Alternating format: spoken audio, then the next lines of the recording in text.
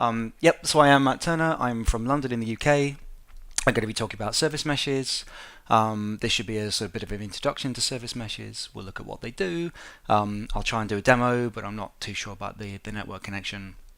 And we'll talk about when they can be useful, and then times when maybe it's not quite ready for you to adopt them yet.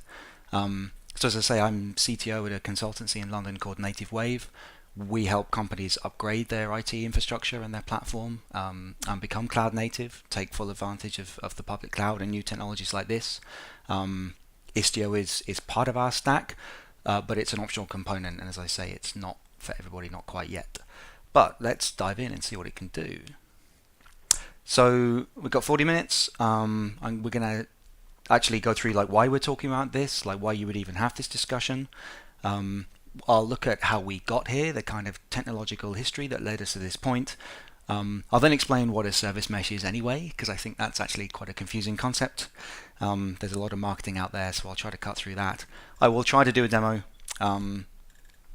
And even if that doesn't work, I've got some slides on what a service mesh can do for you, some common counter arguments, what it can't do, why you might not want to use one, and then I'll try to conclude on some sage practical advice on whether you need a service mesh. So, as by way of a pop quiz, who is kind of a back-end infrastructure person? Okay, that's interesting. So, who runs on Kubernetes? Cool. And has anybody looked into a service mesh like Istio or Linkerd? Anybody played with one? Okay, cool. So this will assume like the smallest amount of Kubernetes knowledge. Hopefully, nothing too serious. And yeah, we'll dive into the service mesh, which seems to be new to most people. So why are we even talking about this? Like, why am I here not saying, do you need a GraphQL API? Well, what do we actually want in our business, right? What is the value of our software to the business? What are we actually trying to do? Because not everything can be a science project, right? So your sort of business value 101, you want top line, as in you want to make money as much as possible. You want to reduce your bottom line, so you want to reduce costs as much as possible. And that nice gap gives you economics 101, profit margin. But also increasingly these days, we want a fast time to market. We want a fast speed of iteration. We want new releases all the time. So this picture, I guess, is the sort of the tight iteration of something like sprints in Scrum or the Lean Startup.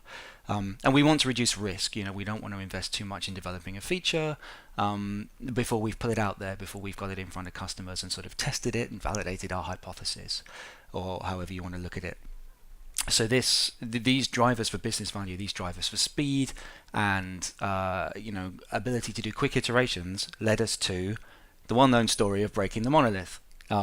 There's a whole bunch of the great content out on that. I won't labour this point, but I've got a picture of a monolith, a single rock in Greek that's been sort of split in half.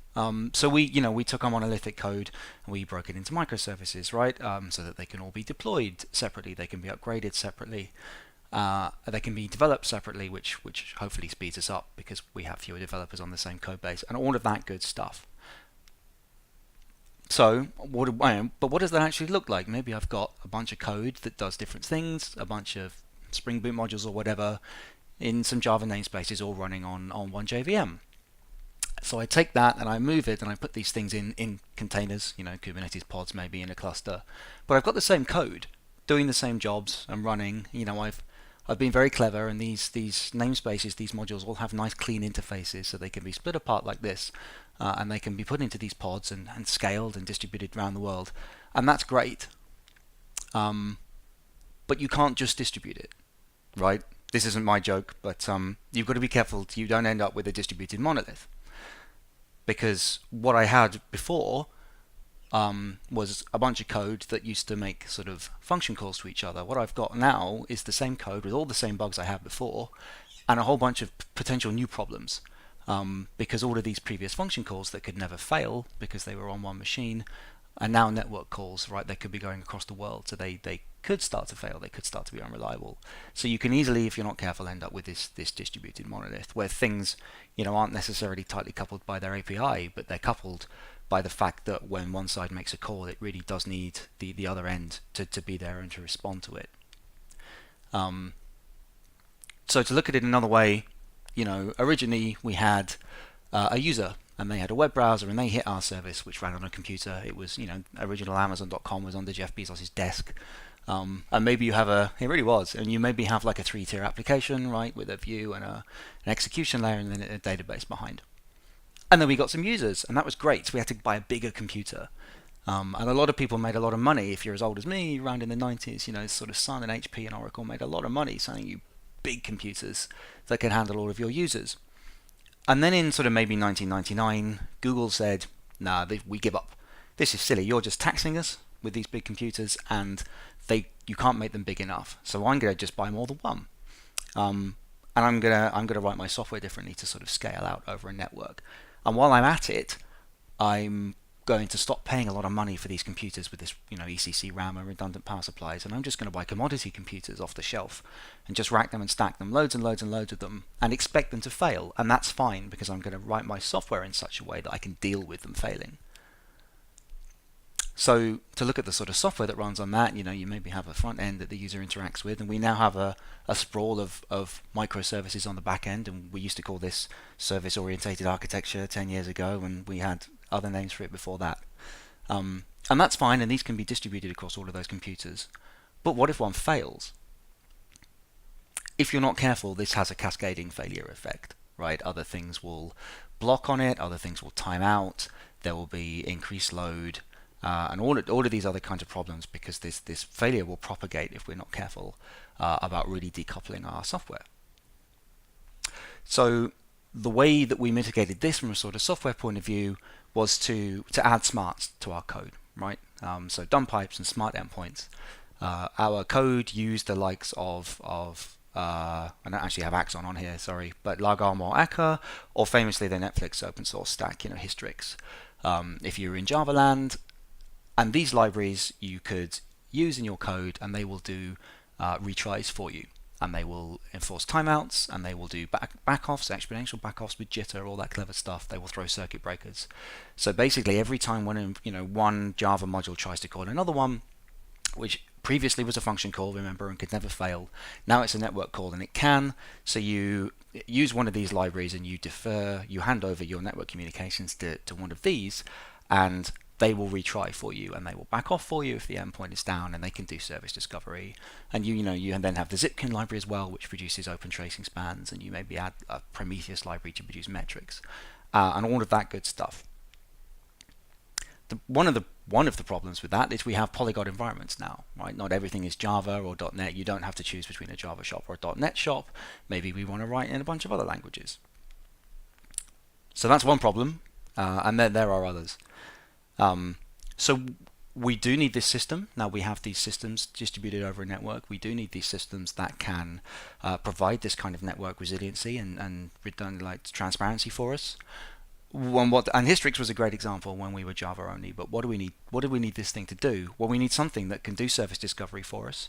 I don't need things should be locationally transparent. I shouldn't have to know where my service is. I should just be able to give a nice short name that means something to me in my domain. They should give us those fault tolerance features of circuit breakers and back pressure and retries and whatever. And while they're at it, it'd be really nice if we could get some observability into this system. All of our network traffic passes through these points. So wouldn't it be great if they could produce logs, and they could produce metrics, and they could produce tracing spans for us? Especially because, as I said, that system before that was maybe one monolith and one JVM, you were probably using Skywalking or whatever, one of these JVM agent-based APM systems to get a deep insight into that. Well, now we've exploded that thing onto the network. We can get observability. What used to be a function call or a dependency injection, binding, is now a network call. So we can get observability on the network layer instead. The other way we got here, and I know a lot of people are sort of back-end infrastructure. I'm definitely an infrastructure person originally. I haven't even slagged Java off that much. I'm obviously keeping control of myself today, but I'm a Unix and Golang person. So we also got here via infrastructure, because infrastructure is great. So back in the day, we had our one computer, and it was our pet, and we gave it a name, and it was a server under our desk, and we would upgrade its kernel every month and be really careful. Then we had lots of little computers, and it was really tedious. Like, it was lots and lots of toil to do that. It became too difficult. So we moved from the idea of having these pets to having cattle, right? We bought them, we allowed them to fail, we gave them numbers, not names, and we got them under control with software. Things like, Ansible and Puppet and Chef. You would boot one of these computers, and they would configure the server the way you needed and install the software. And Ansible aside, because it's a bit weird, Puppet and Chef are declarative. So I can write a file that says I would like my system in this state. I would like this file with this contents and these packages installed. Please go and do that. Then we remembered it doesn't even have to be our computer at all, right? It can be somebody else's computer. So I can go to one of the public cloud providers and I can just rent a computer. And I use the same old tools. I rent a computer from AWS, an EC2 instance. It comes into life running like a bare Linux, and then I throw some Chef at it, and now it has my software installed and it's configured correctly. Then we put that under control. We put another layer on top. So we maybe took our software and put it all in Docker, which makes all the compute look the same. And then we use Terraform rather than Google's deployment manager and AWS's CloudFormation to make the definition of all our networks and all our firewall rules look the same.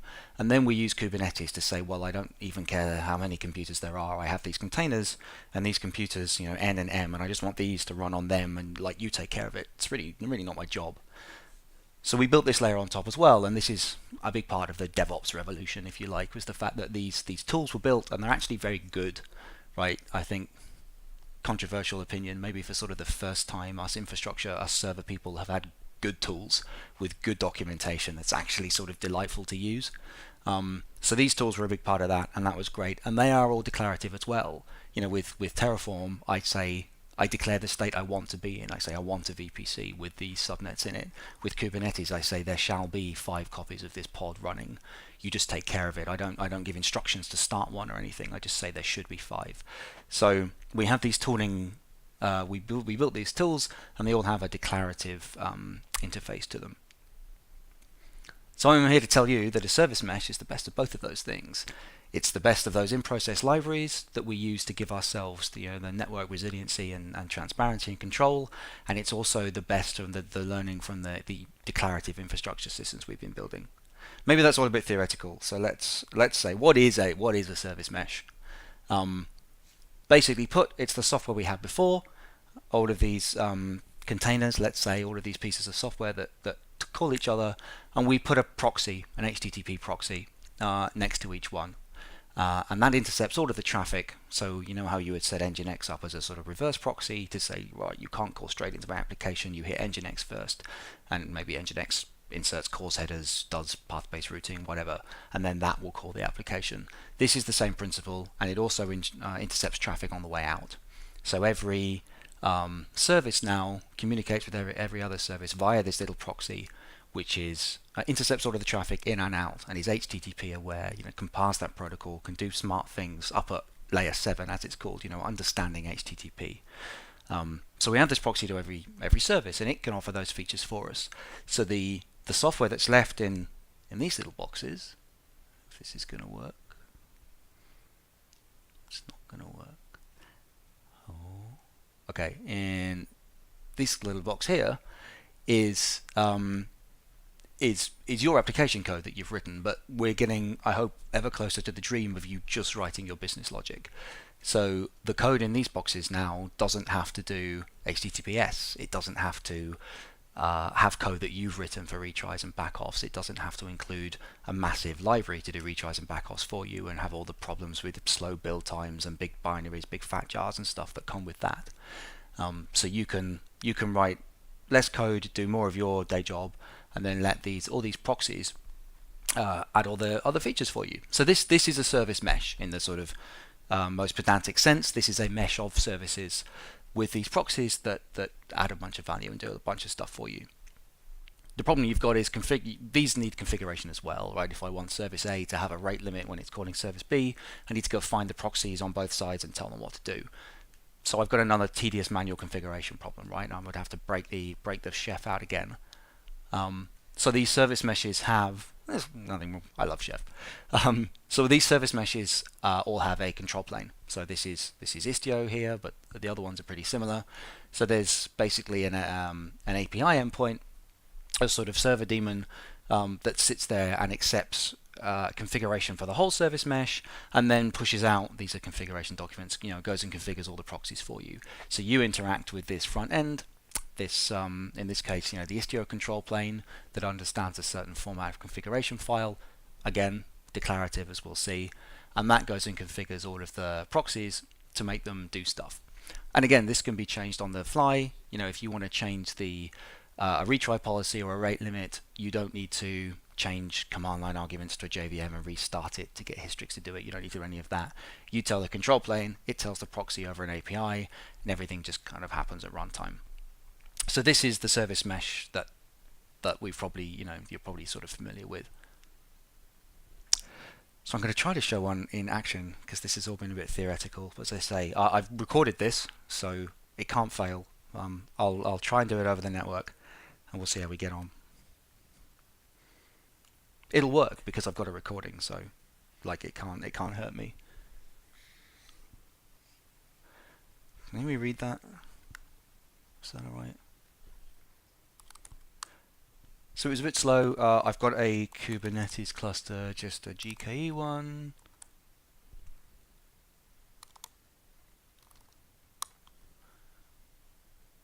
I promise. Okay, there it is. This seems okay. And I've installed Istio already because it takes quite a long time. So if we look at all the pods, there's all the system stuff. If you don't know Kubernetes too well, don't worry. But we've basically got a namespace called Istio system and a whole bunch of Istio pods that form. So that control plane block that I showed is actually 5 or 6 different pods. It doesn't really matter. It's there. It's got an API, so it's installed already. What I can do is install a demo application, a bookstore, into this cluster. Right. So all this is doing before it goes off is a kubectl apply. Okay, we've already gone. So it's applied a few Kubernetes YAMLs to say, right, I've got a microservices based bookstore. It's a really simple little app, but it's got like a front end and a few middle ends and a few databases. And we're seeing all these pods starting up now, right? So you can see there's a deployment and it's creating pods. What you'll notice is that all of these are 2 of 2, so 2 containers ready out of 2. The YAMLs for these things, so the code in these services is only the business logic, right? They're really simple, like one's a bit of Ruby, one's a bit of Python. They all fit in a screen, basically. It's a very simple little app, and they only have this business logic in. And the pod definitions only contain one container, so they only list the container that has our business logic in. This second container, the 2 here, second container in this pod, is the proxy that I talked about, and that's transparently injected by Istio. So one of the things that Istio control plane does is it reaches through a side channel and sort of hooks Kubernetes and says, right, anytime anybody tries to tell you to make a pod, I want you to add the definition of my proxy to its list of containers. So as an application developer, I don't care about observability or network resilience in my code. I also don't even care about this proxy in my deployment. Right? I just write a YAML file that says, no, I want this one container to be deployed, please. And transparently, Istio will take care of this. We do seem to be having some problems. It's done a rolling restart of a load of stuff. I've got it recorded. Can't fail. Oh no, okay, they all got there. It was eventually consistent, I think.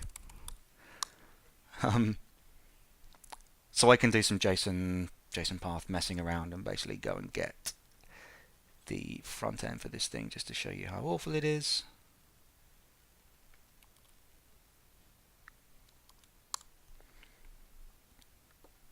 Right, so we have a bookstore. It's not a very good bookstore, I warned you. It's not my code. Which is, so it's a bookstore that only sells one book, Shakespeare's Comedy of Errors. Somebody's got some irony. So on the left-hand side, we've got the details of this book, not including the author or anything, but we do have the details. And on the right-hand side, we've got 2 reviews. So this pane is produced by a service called Reviews, and then it actually hits another service called Ratings to go and get these star ratings.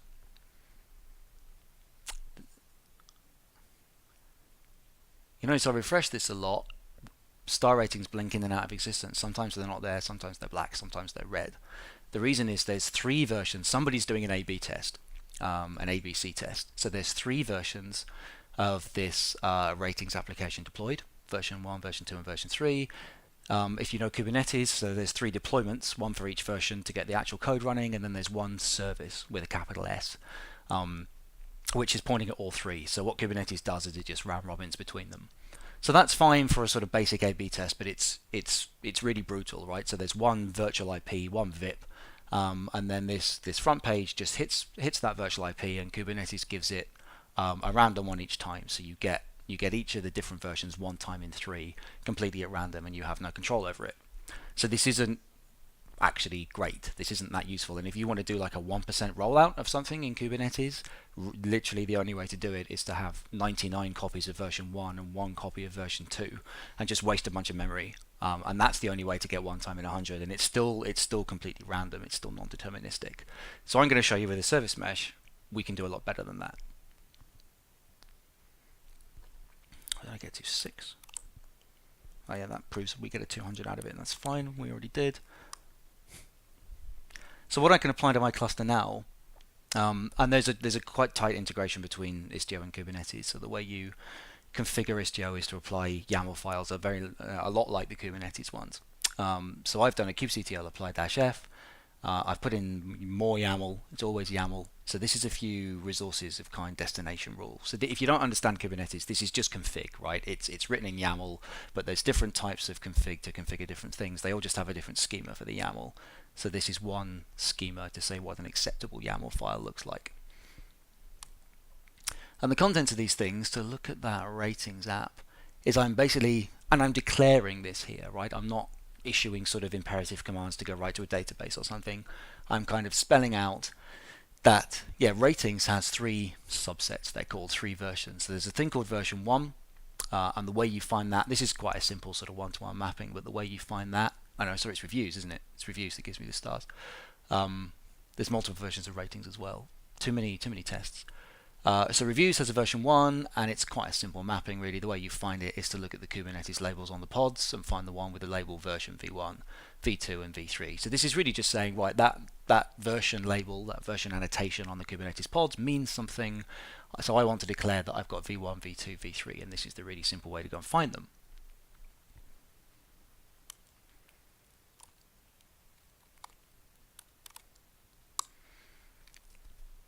So having done that, I can throw more YAML. If you've got a problem, by the way, in infrastructure, YAML is the answer. More YAML is always the answer. Sometimes it patches existing YAML, sometimes it overwrites it. Don't worry, add YAML. So we're now adding a virtual service flavor of YAML. And again, for my reviews, what this is saying is, right, I'm going to declare some stuff about the HTTP routing for you. So anybody who's ever set up Cloudflare or Nginx as a reverse proxy or anything like that, this is just an HTTP path-based route. This is the location block basically of an Nginx config file.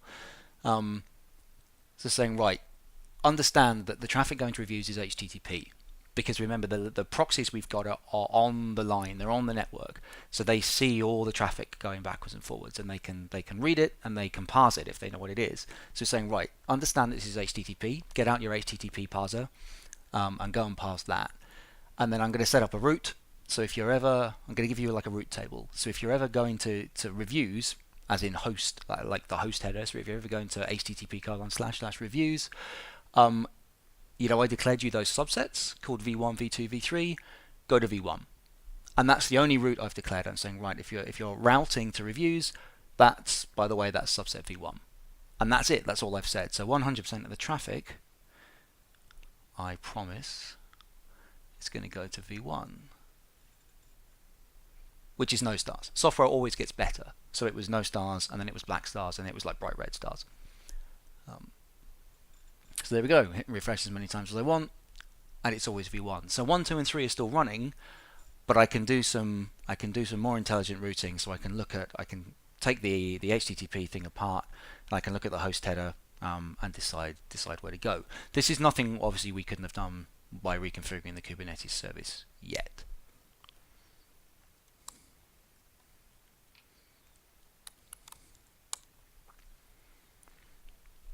But if I put in another little route specification, this is kind of going to ruin the surprise by reading the file first. So this was saying, right, we've got a route table now. It's parse it as HTTP, and it's the same as before. Default. So we start at the top. So your fall through rule is okay. Yeah, if you're going to reviews, that's v1. But by the way, if there's a header, a header called end user with the value JSON, and he's trying to get to reviews, then he goes to v2, and everybody else falls through to go and goes to v1. Right. So JSON maybe is our tester. JSON is somebody who wants to do this. Testing manually. So v1, v1, v1. But if I'm my tester and I sign in with my test account and I say, hi, I'm Jason. What do you think Jason's password is? JSON. That Jason. It takes anything. Sorry, I should just say yes every time I give the talk. No, did we log in as Jason? Oh, did I? I can't read it. Oh, you're right, I did. Right, so JSON fell through, man. JSON, nobody. He's one of our customers. We don't want to put the bad code, potentially bad code, in front of him. But if I sign his actual JSON, version 2, right? So maybe JSON is an internal tester. But remember, so this is done on HTTP. So because we're in line, this proxy is intercepting all the traffic, and because it understands HTTP, it can do routing, and it can basically be a much more clever network. So it can do routing based on HTTP headers. So in this case, I've got a particular user logged in. Maybe they're a tester or an alpha user, and I want to show them version 2. But maybe I want to do routing based on user agent. Maybe everybody in France gets the red one or something. Maybe everybody on the Chrome alpha channel, which I can tell from the user agent header, gets the alpha version of my site. And then when it doesn't work properly, they blame their alpha browser and not my alpha software, right? And I get free feedback. Anything you can think of by matching like this combination of don't laugh. I think the amount of times I've said that and people have gone home and been like, Jira ticket. Anything you can do based on HTTP headers, based on like application level knowledge, is here. And so the possibilities are endless. This is a simple demo, really. We're getting towards the end of time, so the only other thing I'll show. What have I got wired up? Ignore all the hacks. Hacks. Scripted hacks though, so it's fine.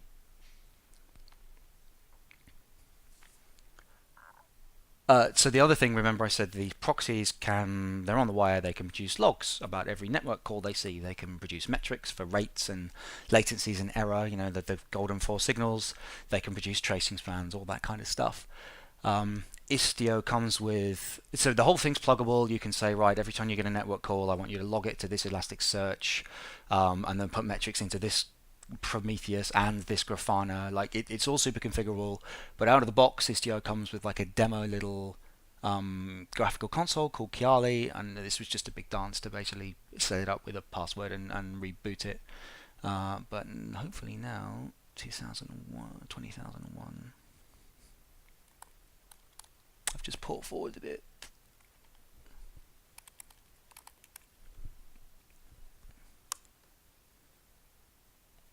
Oh, it's on a path, isn't it?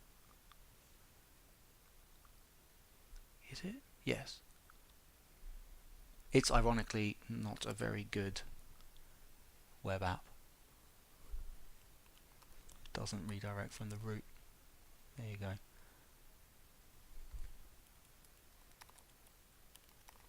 This really does have a password. So this thing is reading all of this information, so you can go check the code for these applications for the business logic. There really is nothing in there other than like as I say, a page of Python for most of them. They don't do any of this. So if I look in the the default namespace in this Kubernetes cluster, it knows that I've got that product page, which is the first thing. It calls for the details on the left. It calls for the reviews on the right, which in turn call for the ratings. And we've messed around with the traffic routing there. So it's picked all of this stuff up, a posteriori. It's empirically picked this up by watching the traffic traveling across the wire. The apps don't produce this stuff, and there's no sort of topology description anywhere that's declaring this. So it can do things like it can build a service graph. So this is literally just from the traffic we found in this demo. This, you saw it was a clean install of book info just now. It's got that knowledge because it's reading the Istio config. It knows I've got these three subsets: v1, v2, v3. V1 doesn't show any stars because it doesn't actually call ratings at all. v2 and v3 do call in to get that number, and then this one does it in black, this one does it in red. And I can sort of change that and say, I just want to, what's actually going on, just show me the workloads. So these are just the, this is Kubernetes service, Kubernetes pod, Kubernetes service, no other way around. So I can see various views on that. What else? I forget what's in here, to be honest. Okay, these are the actual pods. Of course, we health check them. Active health checking, because the proxy can ping the thing it's expecting to call next, and passive health checking. If another application is returning 500s, the proxy sees that, right? And so then the proxy can determine that something's unhealthy and it can throw a circuit breaker for you. So there's a whole bunch of stuff in here as well. I can't really remember how to dig around this, because I'm normally stuck on the command line. But as I say, all of this, you can build these shiny things, and they're all built from that sort of data that comes off the wire from the service mesh.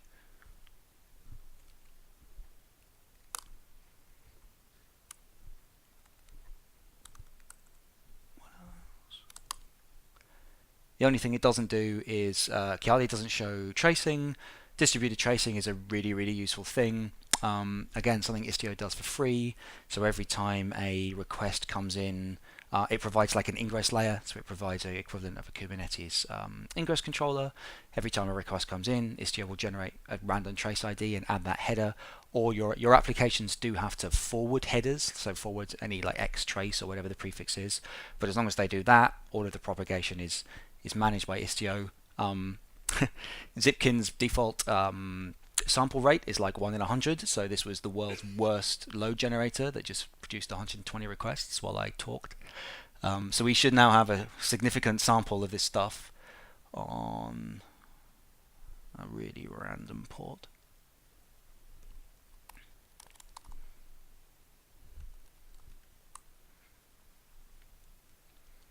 Product page, yeah, that looks good.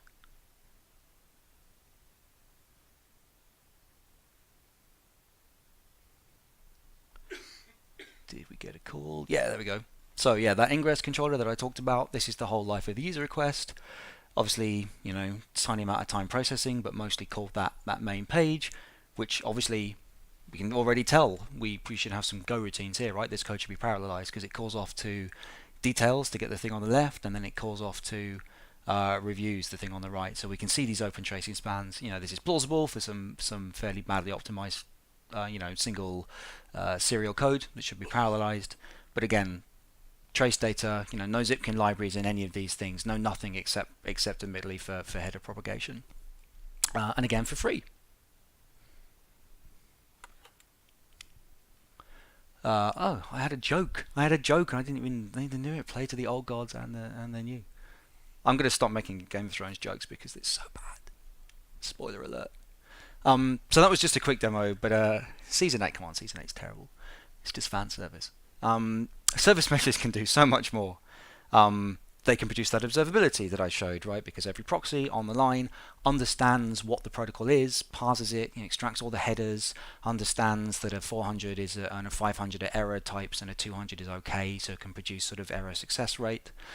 Sends it all to the control plane, and as I say, Istio is completely pluggable, and will send that to any logging, tracing or metrics backend you can think of, basically.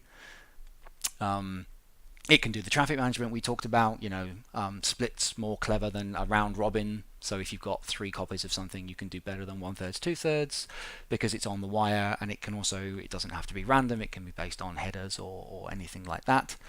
It can do other traffic management, so it can throw circuit breakers, which is the red thing. It can apply rate limits. It can apply global rate limits, because everything talks to that control plane. So if I've got 10 copies of service A, everything that's calling all of those 10 copies can only say do 1,000 requests a second across all of them, which requires global coordination. So that's if they share a resource, share a database behind the scenes or something. We've seen that it's declarative. It can do security, so I can have service to service. I can say service A should never be calling service B. That's not part of its business logic. So let's just, for defense in depth, let's just block it. If it ever tries, it's a software bug or it's been compromised. So let's just deny it. Or nothing in staging. The staging namespace can call the prod namespace. It'll also do, because we've got the proxies, it will also set up TLS tunnels, so it'll encrypt everything on the wire. Again, your applications just call HTTP and they just serve HTTP. You just stick up a port 80 HTTP endpoint using your framework of choice. You don't have to deal with certificates. You don't have to find them, mount them, rotate them. You don't have to build against the TLS library. Everybody's tried to containerize like Go or Rust. That's a nightmare. You don't have to do any of that. That's all out of process. And it's mutual TLS, so it's strong identity verification on both sides. The certificates are rotated by an API like really rapidly. All that good stuff. Right, yes. So this is the bad case, and you get compromised. You then have a sideways vector. This is the good case. But why would you not want to use a service mesh necessarily? Say you already have an Edge proxy. I think you can replace that with Istio. Istio has an ingress proxy. I'm running out of time, so this is going to be quite opinionated. Istio has that ingress piece that I talked about. To do his initial routing and insertion of trace headers, but also there's a sidecar next to each service, so TLS is terminated right next to the app, in its container, in its network namespace. So all of this, so I've got an Edge proxy, I've got an ALB that terminates TLS, and then it's fine to do plain text calls because they're inside my VPC. That's a bit of a weak security stance in my opinion. So you get the best of both here. You get features at the edge you need at the edge. You get TLS termination next to the app. I have an API gateway. Well, Istio can do rate limiting. It can do service-to-service access controls. It can validate JWTs for your users, for your APIs. Sorry, it can't do OIDC user dances yet, so it can't do OIDC auth flows for single sign-on. It can't do sort of bot blocking yet, but I think there's pull requests out for both of those. You have a CDN. You should keep that. It's just pretty magic. Its proxy is pretty fast. But that ingress point is never going to withstand a DOS attack. It's not trying to eat the whole world. If you have a WAF, you should probably keep that as well for now. WAFs have a lot of advanced features, but Istio is HTTP aware. It can already inject CORS headers, so it's another middleware you can just rip out of your application. It's got that service-to-service stuff, but WAF, I don't think there's anything in the Istio proxy that sort of prevents injection attacks or anything like that yet. So you probably do want to keep your WAF. If you have an APM system, well again, Istio will produce logs, metrics, and tracing on your services. Your services should now be very small, so maybe that's granular enough. There is no deep JVM agent or .NET CLR insight. But as I say, you may have a million lines of code. They're not running in the same JVM anymore. Maybe this is enough granularity, but that's up to you. You can certainly use both. If you have an enterprise service bus, well, I'd say that's a slightly old architectural pattern, that middle proxy. What are you really using it for? You're probably routing everything through it to get retries, to get service discovery and late binding. Istio can do all of that. Istio has no distinction between a client and a server. It's this distributed model of sidecar proxies, not a middle proxy. But it won't do sort of pub sub. It won't do message broker, full message broker style stuff. So, I'm just out of time. Perfect. Do you need a service mesh? I'm going to say that I'm out of time. So I'm just going to say yes. And I'm going to give no explanation for that at all because I'm going to get kicked off. But yes, there's a bunch of times it can help. All to say so there's several options. That was an Istio demo. I know a lot about Istio because I worked on it. But Linkerd 2 is also great. They've got their little proxies written in Rust. Super exciting. It's really fast, but it's not quite got the traction. And then HashiCorp's console, the key value store, also now has a proxy and kind of is a back-to-front service mesh, but is quite an interesting project too. So they've got demos on YouTube. Go check them out. Istio has the most momentum by far, but let's not dissect the internet and its hype cycles here today. Istio is backed by Google and IBM and Cisco, so it's not going anywhere, and it's fairly easy to install. But go try the others. So that's what I talked about. Thanks.